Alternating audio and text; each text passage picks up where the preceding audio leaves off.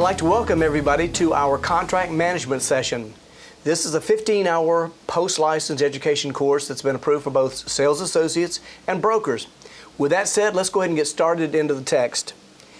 Let's first of all define what a contract is. A contract is a mutual meeting of the minds. It's what the parties know that they've agreed to. And we here in Florida have a couple of contracts as realtors that we deal with. If you're not a realtor, you can't use them, but we have the FAR contract and we also have the CRISP contract. The CRISP contract is the old FAR contract. So let's talk about some of the contracts that we are allowed to do as a licensee. We are allowed to prepare certain sale and purchase agreements, listing agreements, buyer-broker agreements, and option contracts. Now, some of the things that we cannot do conveyance instruments. A mortgage, a deed, those are conveyance. So is a lease. But the way that leases are done here in the state of Florida is that some leases we can, and I'll explain that in a second, because it has to do with the Statute of Fraud.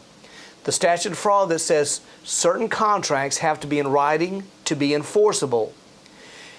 Leases that are up to 1 year don't have to be in writing to be enforceable. Only leases for more than a year have to be in writing to be enforceable. That means that the courts have allowed us to fill in the blanks of certain leases up to a year. Now, these lease forms have to be approved by the court system. So the Statute of Fraud says that contracts have to be in writing to be enforceable. Obviously, an oral contract is legal, it's just not enforceable. So when we talk about contracts themselves and we talk about statutes of limitation and breach and things like that, I think it's important to know that typically speaking, when somebody enters into a contract, that there's going to be a statute of limitation of 5 years for breach. With that said, let's talk about void and voidable, because when we're talking about these issues, breach is probably a part of it. A contract that is void is a contract that doesn't exist. In other words, a sales associate that let their license expire because they failed to renew no longer has a valid license that's active. So any listing contract that they enter into or get signed is void. It doesn't exist. A contract that is voidable is a contract that does exist, but the problem is that either party may or may not have the right to extinguish it. A good example might be entering into a contract with a minor. You can enter into a contract with a minor, but remember this, it's a one-way street. That minor can hold you to the contract, but you cannot hold the minor to the contract, which means that from their standpoint, it's voidable. At any time, they can cancel without consequence. Also talking about contracts being assignable. All contracts are going to be assignable, which means that if I entered into a contract with somebody, I could sell my rights or give my rights to somebody else to be able to use. We were doing that a lot back in 2003, 4, 5, and 6 when we were doing a lot of flippings. But bottom line is just remember that if a contract says that it cannot be assigned, then it can't. So a contract will have to tell you whether it cannot be assigned or not.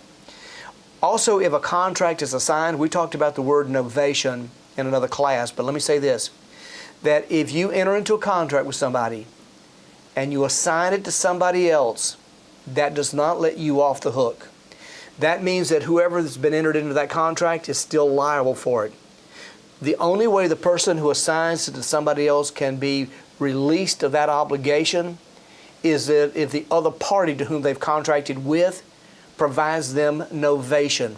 Remember, novation is a release of liability.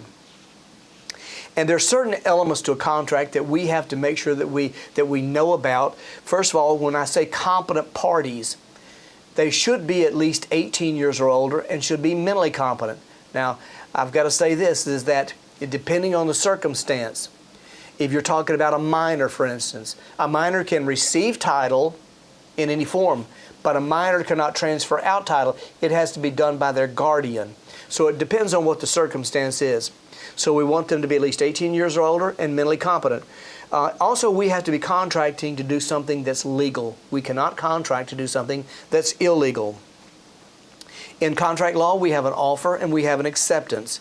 And in order to create a contract, we have the offer, acceptance, but we have to have what we call a communication back. And so that creates that meeting of the minds, that communication back. And without it, we don't have a contract, and at any point, either party can walk away.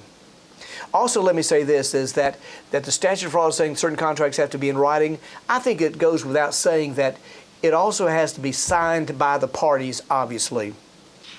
So it's got to be in writing and signed by the parties. Those are your basics to contracts. And so with that said, what I'd like to do right now is just do a quick review of that chapter so that we understand those most important concepts. The statute of fraud requires certain contracts to be in writing to be enforceable. The statute of limitation for breach of a written contract is 5 years. A contract that is voidable is one that could be canceled. A contract with a minor is an example. All contracts are assignable unless specified in the contract that they can't be. Novation is a release of liability from a legal obligation. Contracts that must be in writing also must be signed by the parties involved. And that's the end of that chapter's review.